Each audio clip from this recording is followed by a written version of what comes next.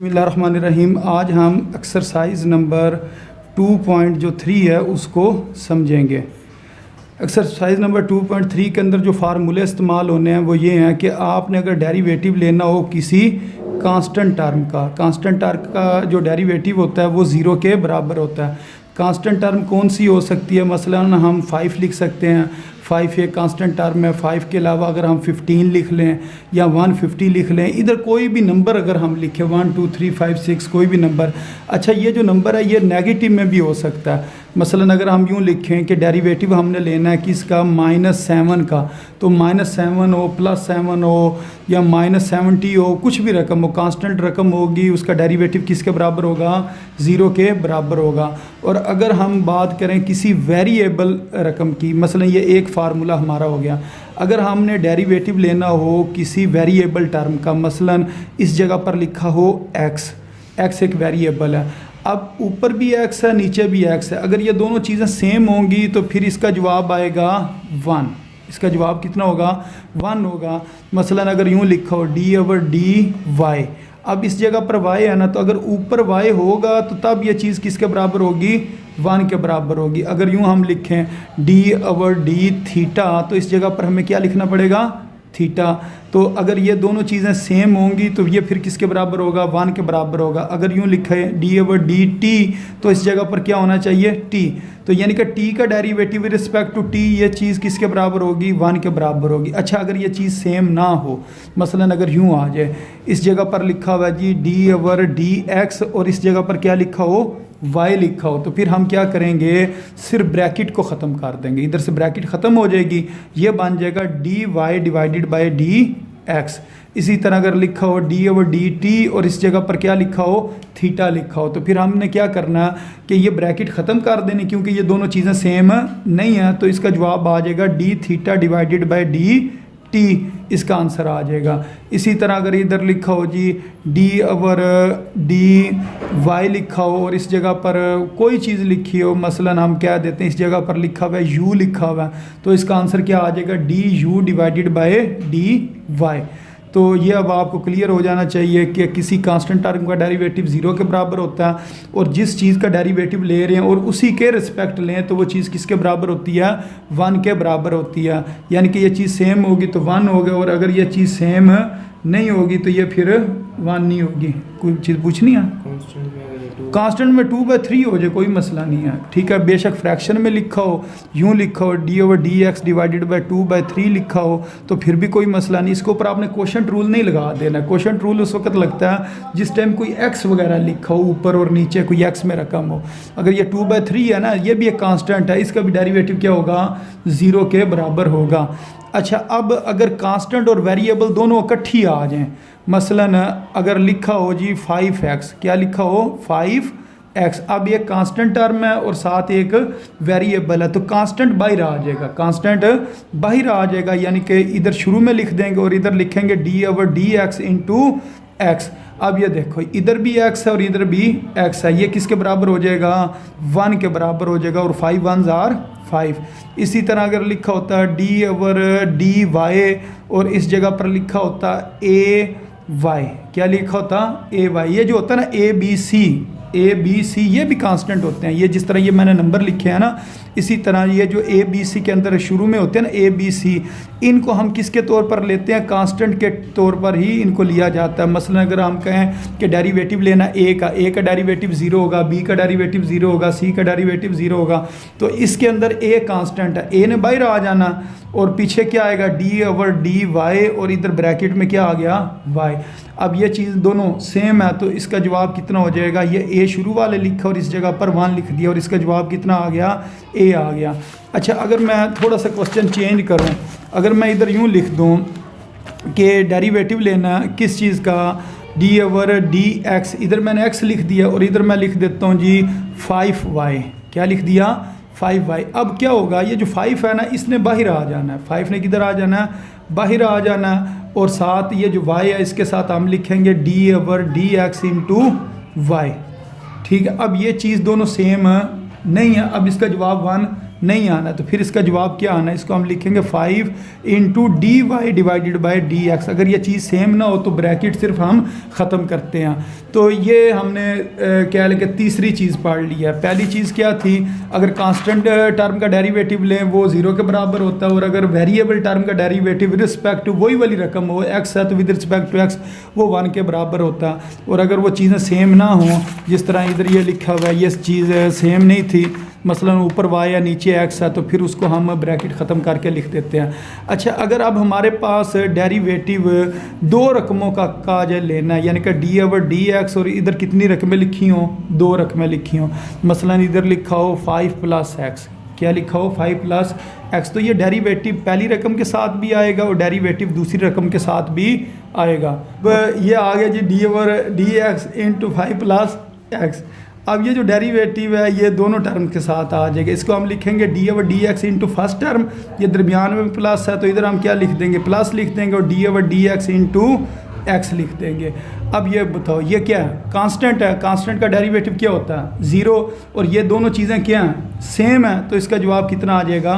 1 आ जाएगा। 0 + 1 1 आ गया। अच्छा, अगर यूँ लिखा हो कि डेरिवेटिव आपने लेना है किसका?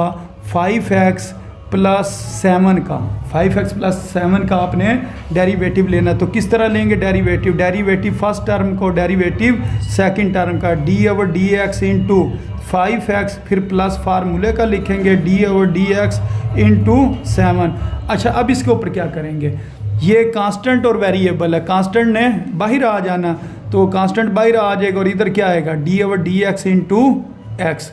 और ये हमें पता है 7 कांस्टेंट है और कांस्टेंट का डेरिवेटिव क्या होता है? 0। तो इसका जवाब आ जाएगा 5, और ये दोनों चीज़ें सेम है, इस वजह से इस जगह पर क्या आ जाना? 1। 5 इंटू 1 + 0, वो 0 लिखने की ज़रूरत नहीं है। 5 1 5 + 0, तो आंसर कितना आ गया? 5 आ गया। अच्छा, अगर कहा जाए कि आपने डेरिवेटिव लेना है किसका जी? 3y - 2 का, 3y - 2 का डेरिवेटिव लेना, तो उसका डेरिवेटिव हम किस तरह लेंगे? इसको पहली रकम के साथ लिखेंगे और दूसरी रकम के साथ लिखेंगे। हम लिखेंगे D over d x into 3y minus d over d x into 2। तो अब इसका ये जो 3 है इसने बाहर आ जाना, तो 3 को बाहर लिख लेते हैं, d over d x into y इधर आ जाएगा, और ये 2 कांस्टेंट है, कांस्टेंट का डेरिवेटिव 0। ये आ गया 3, और ये अब चीज़ क्या आएगी? 1 आएगी या क्या आएगा? D y by d x. इधर हम लिख देंगे d y divided by d x. ये आपको मैंने प्लस करने वाला भी तरीका बताया और माइनस करने वाला भी बताया, यानी कि दो रकमों के दरमियान में अगर माइनस लिखा हो तो उसको किस तरह सॉल्व करना, दो रकमों के दरमियान प्लस लिखा हो तो उसको किस तरह सॉल्व करना। अच्छा, इसके बाद जो नेक्स्ट चीज़ हमारे पास आएगी ना, वो आएगी प्रोडक्ट। अगर दो चीज़ें मल्टीप्लाई हो रही हों, मसलन एक हमारे पास u है और एक हमारे पास क्या है v है, ये दो रकमें, और ये दोनों रकमें क्या हो रही हैं? मल्टीप्लाई हो रही हैं। अगर बीच में कुछ ना लिखा हो तो इसका मतलब क्या है? ये क्या हो रही हैं? मल्टीप्लाई हो रही हैं। तो अगर मल्टीप्लाई हो रही हो तो उसका क्या तरीका होता है? ये जो पहली रकम है ना, आपकी मर्ज़ी है, जिसको मर्ज़ी आप पहली रकम क्या लें, इसको आपने शुरू में भी लिखना है और इसको आपने आखिर में भी लिख लेना है। यानी कि एक रकम जो आपने लेनी है वो आपने शुरू में लिखनी है और आखिर में लिखनी है। उसके बाद आपने लिखना है डी ओवर डी एक्स, इधर भी लिख लो और इधर भी लिख लो, यानी कि उसके बाद अंदर वाली साइड पे दोनों की आपने क्या लिखना है? D over d x. अब ये पीछे क्या बच गया? वी को दरमियान में लिख दो, वी को दरमियान में लिख दिया और दरमियान में क्या लिखना? प्लस लिखना। ये फार्मूला बन गया कि आपने क्या किया? यू लिखा शुरू में आखिर में, फिर अंदर वाली साइड पे क्या लिखा? डी ओवर डी एक्स, और फिर क्या लिख लिया? वी लिख लिया। अच्छा, ये जो लिखा है ना डी ओवर डी एक्स, इसके आगे आप ब्रैकेट लगा लो, यानी कि इधर भी ब्रैकेट लगा लो और इस जगह पर भी ब्रैकेट लगा लो। ये आपका यानी कि ये हल हो जाएगा। अब इसको मसलन इसकी कोई अगर हम एग्जांपल करना चाहें तो अगर हमारे पास दो रकमें दी हों, मसलन लिखा हो जी x + 5 और x - 3 का डेरिवेटिव निकाल लें, यानी कि ये दो रकमें हैं, इनका आपने क्या करना है? डेरिवेटिव निकालना। तो फिर आप क्या करोगे कि इसमें से एक रकम शुरू में भी लिख दोगे और वही रकम आपने किधर लिखनी है? आखिर में लिख देनी, यानी कि रकम शुरू में भी लिख दी और आखिर में भी लिख दी। फिर आप क्या लिखोगे? आप लिखोगे डी ओवर डी एक्स, जो इधर लिखा हुआ है, इसको इधर भी लिखना और इसको इधर भी लिखना। अब दूसरी रकम क्या? x - 3 इधर भी लिखेंगे और x - 3 इधर भी लिखेंगे और दरमियान में क्या आएगा?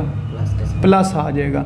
तो जो पहली रकम है उसको साइडों पर लिखा, फिर क्या लिखा d/dx, फिर दूसरी रकम को दरमियान में लिखा और दरमियान में क्या लिख दिया, प्लस लिख दिया। अब हम डेरिवेटिव ले लेते हैं, तो ये वाली चीज़ तो इसी तरह नीचे आ जाएगी, ये इज़ इक्वल टू आ गया। अब x+5 का तो डेरिवेटिव लेना नहीं है क्योंकि वो तो शुरू में लिखा है, उसको हम इसी तरह लिख देंगे। अब ये डेरिवेटिव पहली रकम का भी आएगा और दूसरी रकम का भी आएगा। इधर मैं ब्रैकेट लगा लेता हूँ क्योंकि दो रकमें हैं। तो d/dx इंटू x माइनस फार्मूले का फिर क्या लिखेंगे d/dx इंटू 3, यानी कि ये मैंने दोनों के साथ लिख लिया। फिर लिखेंगे प्लस x माइनस 3 और इधर फिर मैंने ब्रैकेट लगाई है डेरिवेटिव फर्स्ट टर्म का और फिर डेरिवेटिव आपके पास आ जाएगा सेकंड टर्म का। सेकंड टर्म आपके पास क्या 5 उसका डेरिवेटिव, तो इसका जवाब आ जाएगा जी x+5। अब ये डेरिवेटिव x का with respect to x derivative कितना होता है 1 होता है और 3 का कांस्टेंट है उसका derivative with respect to x वो 0 हो जाएगा। फिर इधर हम लिखेंगे प्लस x माइनस 3 और ये फिर x का derivative with respect to x 1 और 5 का डेरिवेटिव जो है वो किसके बराबर आ जाएगा 0 के बराबर आ जाएगा क्योंकि वो कांस्टेंट टर्म है।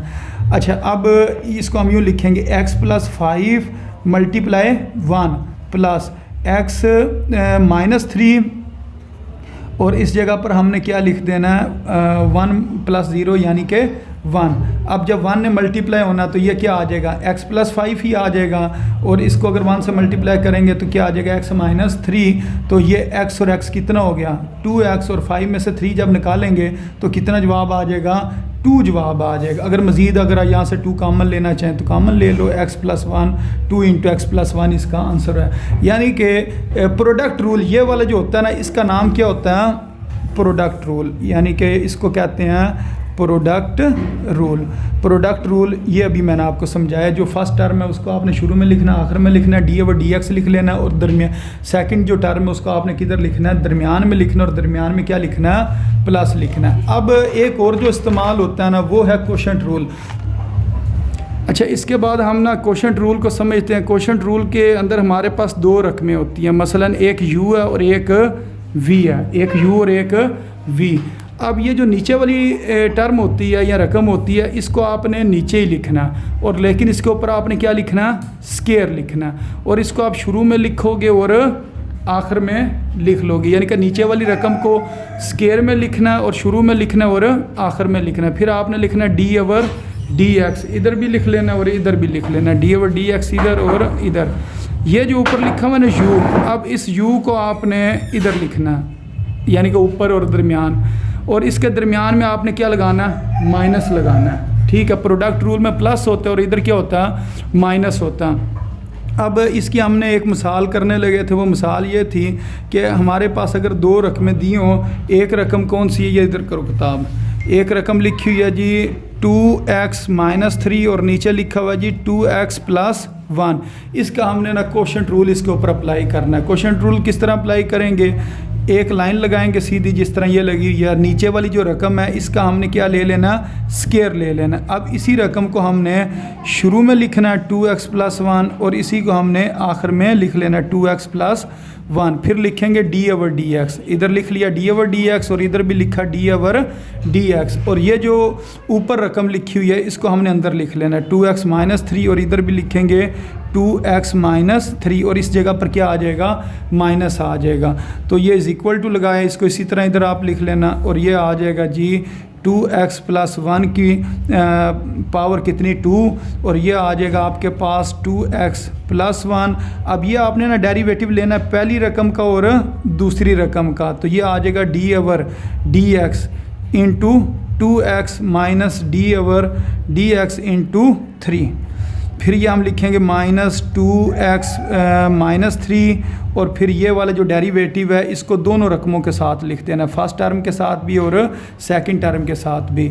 ये आपके पास आ जाएगा d/dx इंटू 2x फिर प्लस d/dx इंटू 1 और फिर यहाँ पर ये हमने ब्रैकेट बंद कर दी।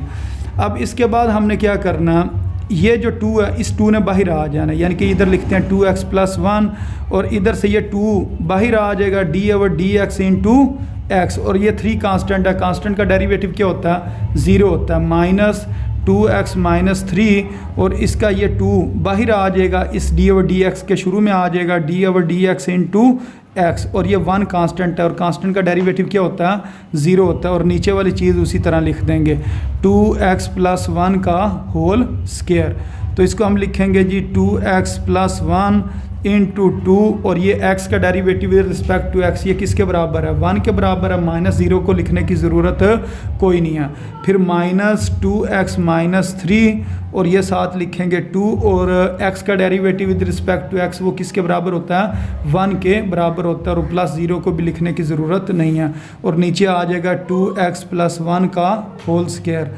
तो इधर हम लिखेंगे जी 2x प्लस 1 और ये साथ क्या 2 1 2, इधर 2 लिख लिया, माइनस 2x माइनस 3 और इस जगह पर भी क्या आ जाएगा 2 डिवाइडेड बाय 2x प्लस 1 का होल स्क्वायर। अब इस 2 को अंदर मल्टीप्लाई करो दोनों रकमों के साथ, ये बन जाएगा जी 4x प्लस 2 माइनस, अब ये जो 2 है इसने इधर भी मल्टीप्लाई होना है, इधर भी मल्टीप्लाई होना है, और ये जो माइनस है ना इसने इस माइनस को क्या कर देना प्लस कर देना। तो ये बन जाएगा जी 4x plus 6 divided by 2x plus 1 का होल स्क्वायर, प्लस 4x और माइनस 4x कैंसिल हो गए, और ये 2 और 6 कितना हो गया 8 हो गया, ऊपर 8 आ जाएगा और नीचे क्या आ जाएगा 2x प्लस 1 का होल स्क्वायर आ जाएगा। तो इस तरीके से ये क्वेश्चन सॉल्व होना। जिस टाइम आपकी इन क्वेश्चन की ज़्यादा प्रैक्टिस हो जाएगी ना, फिर ये वाले स्टेप हम डायरेक्ट करते जाएंगे, हमें पता होगा कि 2x का डेरिवेटिव 2 होता है, क्योंकि 2 बाहर आ जाता है और x का डेरिवेटिव 1 होता है, तो ये फिर इतना स्टेप करने की ज़रूरत नहीं होगी, हम डायरेक्ट क्या लिख देंगे 2 लिख देंगे। इसी तरह 2x का डेरिवेटिव 2 और 1 का डेरिवेटिव 0, तो फिर ये वाला स्टेप हम नहीं करेंगे, हम डायरेक्ट इस स्टेप पर ही आ जाएंगे। और ये क्वेश्चन में जो क्वेश्चन है ये पेपर में पूछा भी जाता है, जो क्वेश्चन रूल वाला। अच्छा, इसके बाद एक और रूल है, उसको मैं नाम दूंगा पावर रूल का। पावर रूल, एक हमने प्रोडक्ट रूल किया, ये जो भी हमने किया इसका नाम था क्वोशंट रूल। अब कौन सा आ जाएगा पावर रूल। पावर रूल के अंदर आपने क्या करना होता है, आपके पास ना एक बेस होता है और उसकी कुछ ना कुछ पावर दी होती है। अगर कहा जाए आपने इसका डेरिवेटिव लेना, तो पावर को उतार के आपने शुरू में लिख लेना, पावर शुरू में लिखी जाएगी, फिर जो बेस है उसको उसी तरह लिखा रहने देंगे, उसकी पावर में से एक की कमी करेंगे, पावर में हमने -1 कर देना, पावर में -1 करना, और फिर आपने डेरिवेटिव लेना है किसका बेस का, यानी कि बेस की पावर कुछ दी होगी तो उसको हम क्या करेंगे पावर उतार के शुरू में लिखेंगे, फिर बेस को उसी तरह लिखा रहने देंगे, पावर में से एक कम करेंगे, फिर बेस का डेरिवेटिव लेंगे। मसलन मैं कहता हूँ आपने डेरिवेटिव लेना है किसका, x की पावर 3 का, x की पावर 3 का डेरिवेटिव लें, पावर उतर के शुरू में, फिर बेस लिखी, बेस क्या x, अब पावर में एक कम करेंगे यानी कि 3 - 1 लिखेंगे, और फिर डेरिवेटिव लेंगे किसका, बेस का, इधर बेस क्या x है तो इस जगह पर हमने क्या लिख लेना, x लिख लेना, ये बन जाएगा 3x की पावर 3 - 1 कितना हो गया 2, x का derivative with respect to x कितना होता है 1, अब 3 1 are 3 और साथ क्या आ गया x स्क्वायर आ गया। अच्छा, अगर मैं कहूँ कि आपने डेरिवेटिव लेना किस चीज़ का जी, डेरिवेटिव लेना मैं क्या देता हूँ जी x की पावर 1/2 का, x की पावर 1/2 का डेरिवेटिव लें, तो क्या करेंगे पावर को उतार के शुरू में लिखेंगे, फिर बेस इसी तरह लिख देंगे, फिर पावर में हमने 1 माइनस करना, फिर हमने डेरिवेटिव लेना किस चीज़ का, बेस का, और इधर बेस क्या x है, तो ये आ जाएगा 1/2। जब 1/2 -1 करते हैं ना तो जवाब आ जाता है -1/2, यानी कि ये देखो 1/2 -1 किया, इसके नीचे कुछ नहीं है तो 1 लिखा, 2 LCM आ गया और 1 - 2, और जब 1 - 2 करेंगे तो हमारे पास इसका आंसर कितना आ जाएगा जी -1 आ जाएगा, -1/2, और x का derivative with respect to x किसके बराबर होता है 1 के बराबर होता है, तो 1 × 1 आ गया, ये 2 आ गया, इसकी पावर -1/2 है, अगर हम उसको नीचे लिखेंगे तो इसकी पावर आ जाएगी +1/2। तो इस तरीके से ये हमारे पास क्या होता है पावर रूल होता है, यानी कि पावर उतार के शुरू में, फिर पावर में से एक कम, और जो बेस लिखा होगा वो इधर लिखेंगे, फिर आपने बेस का क्या करना होता है डेरिवेटिव लेना होता है। तो मेरा ख्याल है इन चीज़ों से ये आपकी जो एक्सरसाइज है ना 2.3 ये सॉल्व हो जाएगी। अब इसके ना कुछ क्वेश्चन करते हैं, मसलन इधर ये वाला जो क्वेश्चन है ना क्वेश्चन नंबर 6, 4 हमने कर लिया। क्वेश्चन नंबर 6 लिखा हुआ square root x minus 1 by square root x और इसकी पावर कितनी 2, इसका डेरिवेटिव लें। इसका हमने क्या करना, डेरिवेटिव लेना। तो इधर मैं लिख लेता हूँ डी ओवर डी एक्स। अच्छा, इसके ऊपर हम दो तरीके से इसको सॉल्व कर सकते हैं। इसके ऊपर हम पावर रूल भी लगा सकते हैं और इसको दूसरा तरीका क्या है कि इसका हम फार्मूला खोल देते हैं। यह बनेगा जी फर्स्ट टर्म का स्क्वायर प्लस सेकंड टर्म का स्क्वायर, ये माइनस है तो इधर हम क्या लिखेंगे -2 फार्मूले का फर्स्ट टर्म और सेकंड टर्म। जिस तरह होता है ना a माइनस बी का होल स्क्वायर, वो किसके बराबर होता है a square plus b square minus 2ab, ये वो वाला फार्मूला लगाया। ये और ये कैंसिल हो जाएगा, स्क्वायर और स्क्वायर रूट आपस में कैंसिल हो जाएंगे। तो ये हमारे पास आएगा D over d x into x plus 1 over x और -2। अब हमने क्या करना, डेरिवेटिव तीनों रकमों का ले लेना। हम लिखेंगे जी derivative d over d x into x plus d over d x into 1 over x और minus d over d x into 2। अच्छा, अब ये चीज़ किसके बराबर आएगी, 1 के बराबर आएगी। अच्छा, अब इसको ना आपने किस तरह सॉल्व करना, आप समझिए ये x की पावर इधर कुछ नहीं है तो कितनी है 1 है, तो ये x की पावर ऊपर आके क्या हो जाएगी -1 हो जाएगी। अच्छा, 2 का डेरिवेटिव किसके बराबर होगा, 0 के बराबर होगा। अब ये जो पावर है ना, इस पावर ने उतर के शुरू में आ जाना, ये -1 उतर के शुरू में आ गया। फिर ये जो इसकी पावर है इसमें हमने क्या करना है, -1 करना, और फिर हमने डेरिवेटिव लेना है किसका, बेस का। इसकी बेस क्या x है, तो इधर हम क्या लिख लेंगे, x लिख लेंगे और -0 इधर हमने लिख दिया, लिखे ना लिखें। अच्छा, ये प्लस माइनस x की पावर कितनी हो जाएगी, -1 -2, और ये चीज़ सेम है तो इस जगह पर हमने क्या लिख देना, 1 लिख देना। तो ये आ गया 1 माइनस, ये 1 ऊपर ही रहा और ये x नीचे आकर क्या हो जाएगा, -2 है पावर, इधर आके क्या हो जाएगी, +2 हो जाएगी। तो ये इसका आंसर है। तो इस तरीके से इस क्वेश्चन ने सॉल्व होना। अच्छा, इसके बाद इससे जो नेक्स्ट क्वेश्चन है, मसलन ये क्वेश्चन नंबर, चलो मैं 9 करता हूँ, जो क्वेश्चन रूल वाला। क्वेश्चन नंबर 9 के अंदर लिखा हुआ है जी x² + 1 डिवाइडेड बाय x² -3। अब इसका आपने क्या करना है जी, डेरिवेटिव लेना। तो डेरिवेटिव लेना, तो ये अब दो रकमें, एक ऊपर है और एक नीचे है, तो इसके ऊपर कौन सा रूल लगेगा जी, कोशेंट रूल लगेगा। यूँ लाइन लगाएंगे, लाइन लगाने के बाद ये जो नीचे रकम लिखी हुई है इसको आपने एक बार लिख के इसका स्क्वायर लिख लेना, फिर यही आप शुरू में लिखोगे और इसी को आप आखिर में लिख लोगे। उसके बाद क्या लिखना है, डी ओवर डी एक्स इधर भी और इस जगह पर भी, और ये जो ऊपर लिखा हुआ है ना x² + 1, इसको इधर लिखो और इसी रकम को आप इधर लिख लो, और ये जनाब इस जगह पर क्या आएगा, प्लस या माइनस आएगा। ठीक है, प्रोडक्ट में प्लस आता है और कोशेंट में माइनस आता है। तो इधर ये आ जाएगा जी x² -3 का होल स्क्वायर, ये आ गया जी x² -3। अब ये जो डेरिवेटिव है ये आएगा जो फर्स्ट टर्म का और डेरिवेटिव किसका, सेकंड टर्म का। उसके बाद ये वाला माइनस इधर लिखा, x² + 1 लिखा, और अब यहाँ मैंने ब्रैकेट लगा के लिखना है जी फर्स्ट टर्म का डेरिवेटिव यानी कि x² का डेरिवेटिव माइनस डेरिवेटिव किसका जी, 3 का डेरिवेटिव। तो अब ये आ गया जी x² -3। उसके बाद x² का डेरिवेटिव यानी कि ये जो पावर है ये उतर के शुरू में, फिर पावर में एक कम करेंगे, फिर हमने किसका डेरिवेटिव लेना, बेस का। इधर बेस क्या है, जो 2 के नीचे लिखा हुआ है यानी कि x है, और ये 1 है, 1 का डेरिवेटिव किसके बराबर होगा, 0 के बराबर होगा।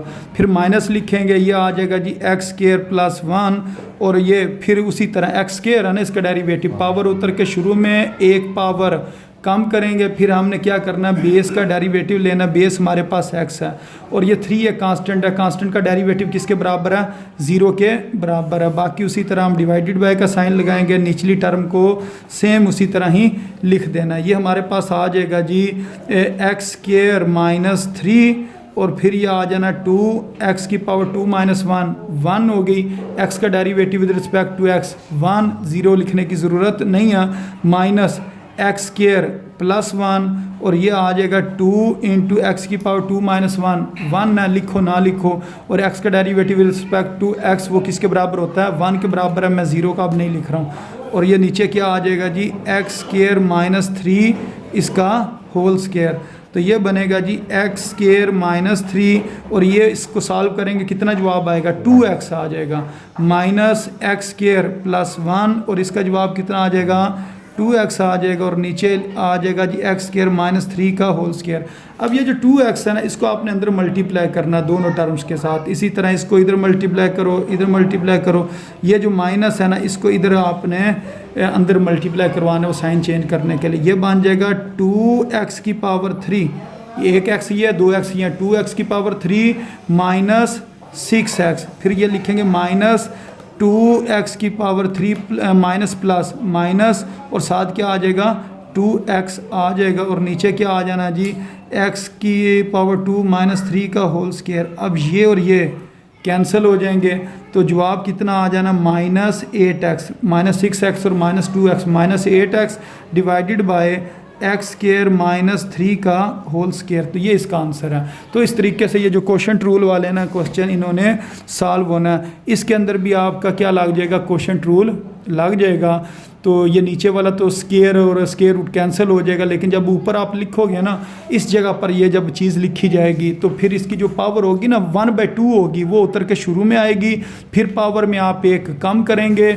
जिस तरह इधर मैंने आपको बताया था कि पावर आपने क्या करनी होती है, ये वाली, यानी कि आप समझिए ये स्क्वायर रूट है, स्क्वायर रूट को हम क्या लिखेंगे 1/2, पावर उतर के शुरू में, फिर पावर एक कम करेंगे, फिर उसके बेस का डेरिवेटिव लेंगे। तो इस क्वेश्चन में अगर हम बेस देखें ना, तो बेस क्या है, एक्स स्क्वायर प्लस 1, और एक्स स्क्वायर का डेरिवेटिव क्या होता है 2x, और 1 का डेरिवेटिव क्या होता है 0 होता है। तो उससे अगला अगर आप ये सवाल देखो, इसके अंदर भी इसके ऊपर पावर रूल लगेगा कि पावर 1/2 होगी, वो उतर के शुरू में, फिर पावर में एक कम करेंगे और फिर बेस का डेरिवेटिव लेंगे। इसका बेस क्या है, a minus x divided by a plus x. जब इसका डेरिवेटिव लोगे तो इसके ऊपर क्या लग जाएगा, क्वोशंट रूल लग जाएगा। जिस तरह इस क्वेश्चन में लगा ना क्वोशंट रूल, सेम उसी तरह इसके ऊपर आपने क्या लगाना है, क्वोशंट रूल, यानी कि इसके ऊपर पावर रूल भी लगेगा, पावर रूल लगने के बाद इसके ऊपर क्वोशंट रूल लगना। अच्छा, इस क्वेश्चन के अंदर भी आपने क्या लगाना है, क्वोशंट रूल लगा देना, ठीक। और फिर स्क्वायर रूट के हिसाब से इसको आपने सॉल्व करना। और उसके बाद ये क्वेश्चन नंबर 16 और 17 है, ये इंपॉर्टेंट क्वेश्चन है, इनको हमने खुद सॉल्व करना, यानी कि ये कॉपी के ऊपर ये मैं आपको सॉल्व करके दूंगा। फ़िलहाल आपने इधर तक अभी करना, ठीक है। तो उम्मीद आपको इनकी समझ आ गई होगी।